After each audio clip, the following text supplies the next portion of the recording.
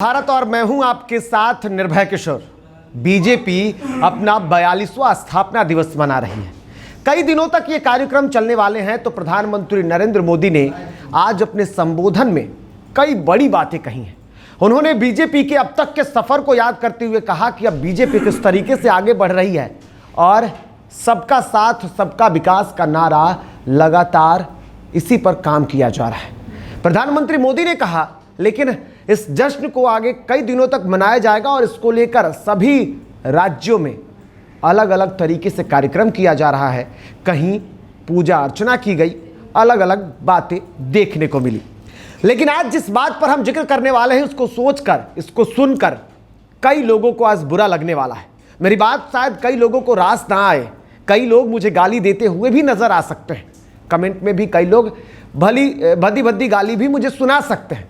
लेकिन आज जिस सच्चाई पर हम बात करने जा रहे हैं, शायद बहुत लोगों को बुरा इसलिए लगने वाला है क्योंकि इस 42 सालों के सफर को क्या बीजेपी ने अपने उस सोच के साथ, जिस सोच के साथ आगे बढ़ी थी, जनसंघ की जब बातें आई थी और उसके बाद जब बीजेपी अस्तित्व में आया था, तो क्या सच में वो बीजेपी जिस सोच के साथ आगे बढ़ी थी वो आज है क्या? तो शायद आज जवाब होगा बिल्कुल नहीं। बीजेपी ने जो अपने नारे दिए थे, जो अपने मन में जो सोचा था और जिस उद्देश्य के साथ आगे बढ़ी थी, आज उससे बिल्कुल भटक चुकी है। एक तरीके से कहें कि सत्ता के कुर्सी पर शामिल होने के लिए बीजेपी ने कई हथकंडे अपनाए हैं और आज उसको लेकर के आरोप लगते रहे।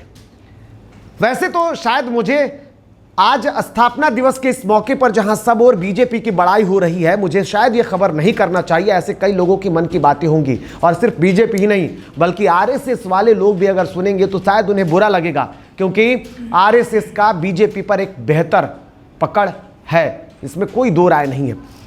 लेकिन Hindu nationalism and reshaping of public India को हमने पढ़ा, जिसके लेखक हैं अरविंद राजगोपाल।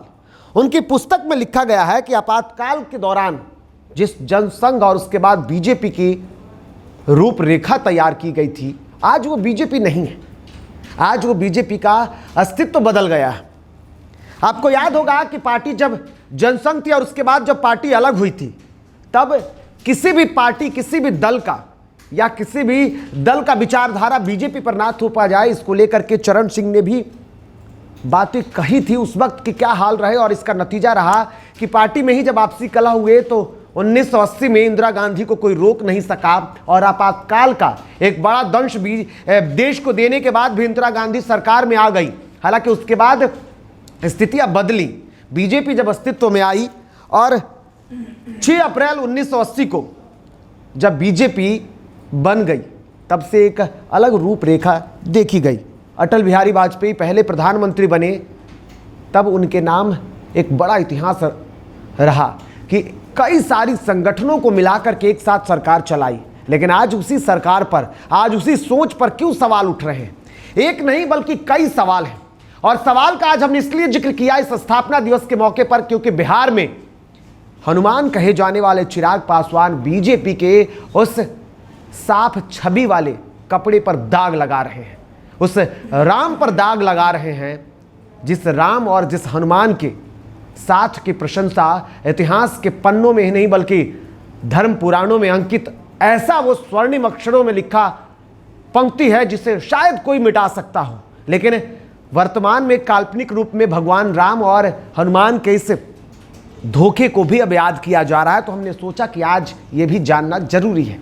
दरअसल चिराग पासवान से जिस तरीके से दिल्ली में जब उनका आवाज छीन लिया गया, उसके बाद नाराज चिराग अपने हनुमान को लेकर के कुछ नहीं कहे, लेकिन हनुमान अपने राम और बीजेपी पर लगातार गंभीर आरोप लगा रहे हैं। सिर्फ इतना ही नहीं बल्कि उस बीजेपी पर सिर्फ चिराग ही नहीं आरोप लगा रहे हैं, बल्कि बिहार की एक और स्थिति को दिखा देते हैं आपको। बीजेपी ने मुकेश सहनी को जिस तरीके से पहले गठबंधन से बाहर किया और फिर बड़ी रणनीति के तहत मंत्रिमंडल से बाहर किया, बात हम मुकेश सहनी की कर रहे हैं। मुकेश सहनी ने कहा कि गठबंधन धर्म का बीजेपी ने पालन नहीं किया। तो क्या बिहार की जो स्थितियां रही हैं, हालांकि अभी सहयोग में बैठे हैं मुकेश सहनी, माफ कीजिएगा, सहयोग में उनके साथी हैं, यानी कि एनडीए के साथी हैं जीतन राम मांझी। जीतन राम मांझी ने बजट सत्र के दौरान ही कहा था कि बीजेपी ने जो किया ठीक नहीं किया, लेकिन खुल करके नहीं बोल रहे हैं क्योंकि अभी साथी हैं। अब बात बीजेपी की छोड़ दीजिए, बाहर निकलते हैं। हाल ही में यूपी में चुनाव हुए हैं और यूपी के चुनाव के दौरान आपने देखा कि कई मंचों पर बीजेपी पर आरोप लगाने वाले कोई और नहीं बल्कि पहले कैबिनेट में, यानी कि योगी कैबिनेट जो थी उसमें पहले कैबिनेट में शामिल रहे सुभाषपा के राष्ट्रीय अध्यक्ष ओम प्रकाश राजभर चिल्ला कर मंचों से कह रहे थे कि बीजेपी ने उन्हें धोखा दिया। पहले उन्हें गठबंधन में शामिल कराया गया, लेकिन उसके बाद ही उनकी बातों को नहीं माना गया और बीजेपी से नाराज उन्होंने पार्टी छोड़ दी। इतना ही नहीं, इस दौरान कई आरोप और लगे।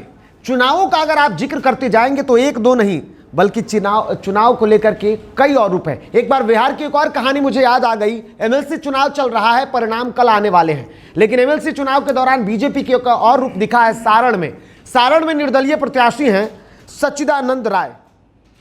वो बीजेपी के निवर्तमान एमएलसी रहे, लेकिन उनको इस बार टिकट नहीं दिया गया। नाराज वो और उनके परिवार के लोगों ने कहा कि बीजेपी ने उन्हें धोखा दिया, निर्दलीय प्रत्याशी के तौर पर मैदान में हैं और उम्मीद है कि चुनाव जीत गए तो बीजेपी को मुंह की खानी पड़ेगी वहां पर और एक बड़ा थप्पड़ माना जा सकता है।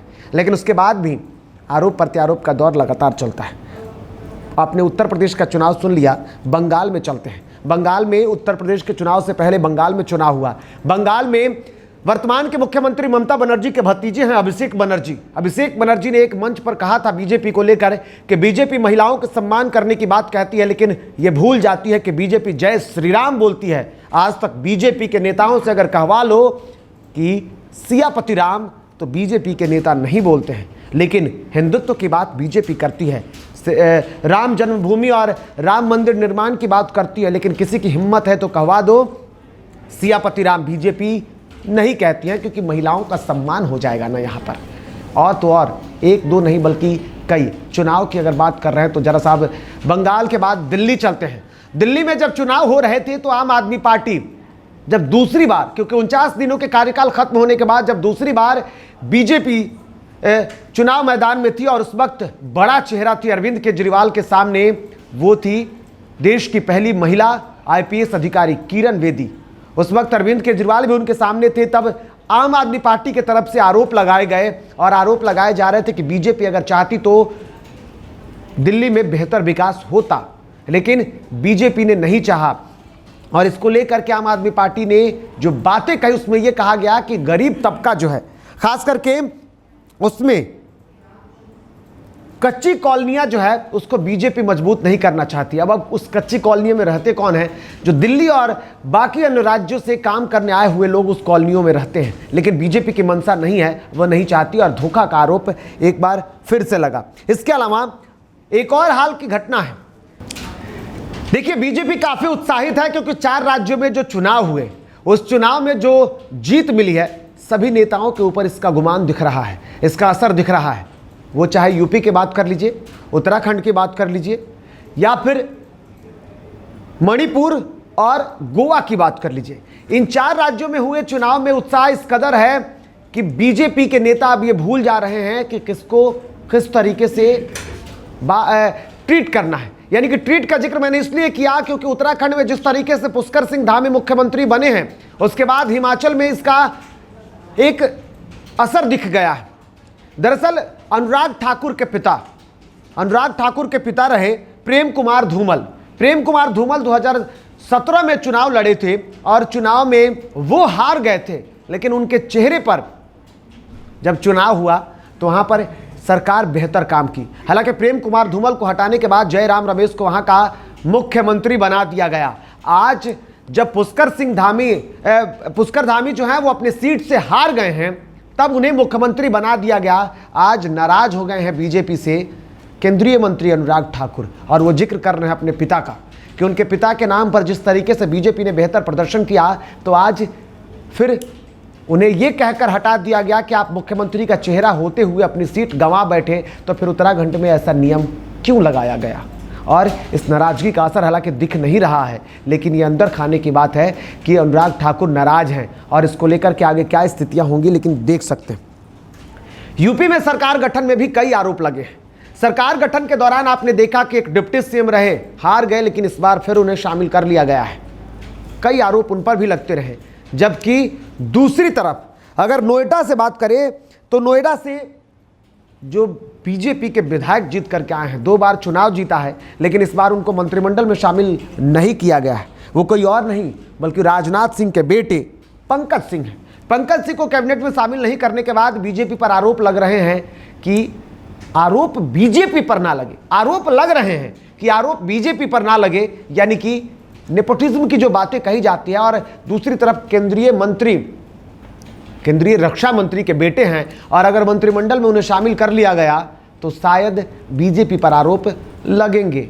और इसी आरोप पर आरोप लग रहे हैं, यानी कि बीजेपी बचने की कोशिश कर रही है, लेकिन आरोप प्रत्यारोप का दौर खत्म नहीं हो रहा है। और ऐसे में देश में बढ़ती हुई महंगाई, रोज दिन बढ़ते पेट्रोल और डीजल के दाम, हाल ही में दिल्ली में हुए किसान आंदोलन और रोजगार देने की बातें तो आप भूल नहीं सकते। युवा भी परेशान हैं, पकौड़ा तलने को मजबूर युवा अब आरोप लगा रहे हैं। इतना ही नहीं, 15 लाख का इंतजार करते करते कई आंखें पथराई और कई कोरोना काल में खुद के देहावसान हो गए, लेकिन अब तक ये बीजेपी जहां से चली थी वहां पहुंचती हुई नहीं दिख रही है। परेशानी का ये कारण है। तो सवाल यही उठने लगा कि क्या सच में सत्ता की कुर्सी के लिए ललायत बीजेपी क्या अब यही चाहती है? क्योंकि अगर आने वाले दिनों में मुख्यमंत्री नीतीश कुमार किसी चौक चौराहों और मंचों पर रोते हुए नजर आए कि बीजेपी ने उन्हें धोखा दिया, तो इसे इनकार नहीं किया जा सकता, क्योंकि अंदर खाने से खेल तो बहुत चल रहे हैं और इस खेल का माजरा क्या होगा ये आगे देखना होगा। लेकिन फिलहाल इसमें इतना ही, मुझे दीजिए इजाज़त। देखते रहिए DTV भारत। नमस्कार।